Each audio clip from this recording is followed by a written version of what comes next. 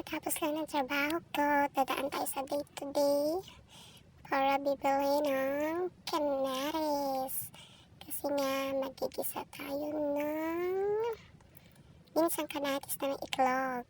Kasi may tira pa tayong 2 pirasong ulo ng tilapia sa bahay. Hindi kasi namin naubos yung ulam namin ng tanghali. Kaya, gagawin natin ng paraan para sumarap ulit. Siyempre, dito tayo po bibili sa may vegetable area. Yung kamatis, may tagpa 5 dirham dyan, ang 1 kilo.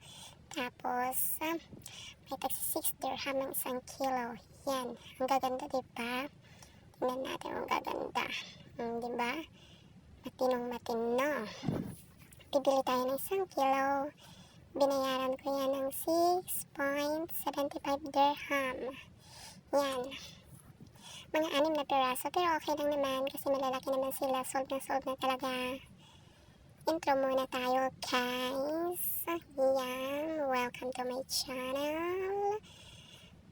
Nimpa channel. Thank you, guys. Yan, nakauwi na tayo. Yung kasama ko, naghihiwa na siya ng kamatis. Yan, kasi nga, siya ang magluluto. Siya yung lagi nagluluto. Kasi nga, mas masarap yung luto niya kasi sa luto ko. Meow! Yan, naghihiwa na siya ng sibuyas at saka yung bawang. Yan ang kamatis namin. Yan. Pinapaspasan na namin. Siyempre, na-double na yan. Yan, sige. Dahan-dahan lang, besh. Yan na, naka-ready na. Lulutuin niya. Kaya, binitak niya muna yung itlog kasi lalagyan muna namin ng pampalasa like asin. Ganon. Para kahit paano, pag inalo mo, may lasa na rin yung itlog. Ganon yan, nagigisa na natin. Unahin daw yung sibuyas. Kasi kapag nagigisa siya, lagi nauuna ang sibuyas. Yan, inihiwa-hiwalay naman niya. Hiwa-hiwalayin muna daw. Hanggang ano pangalan yun? Kalimutan ko na. Sige na nga, nilagay niya na rin yung bawang. Nagigisa niya yung bawang. Oh, may something ba yun? Oh. Yan, malapit na. Mag-golden brown lang kunti-kunti. Yan. Pagkatapos niyan, nilagyan niya na ang kamatis. Yan, halo pa more bago natin takpan. Kailangan kasi maluto mabuti ang kamatis. Lalo na gabi namin kakainin. Ganon. Diba? Mabango na siya. Tapos, nilalagyan namin ng chili powder. Mahilig kasi kami maglagay ng chili powder. Tapos yan, ginisa mix, pampalasa of course.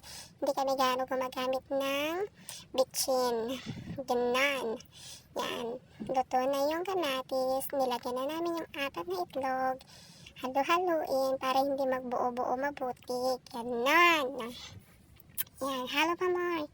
Sige, kaya mo yan, besh. Todo mo. Todong-todo. Ganon. O, diba? Yan, halo pa more. Para hindi kuwan masunog. Ganon. Kasi nga, yung isang ilalagay natin, sunog na yun.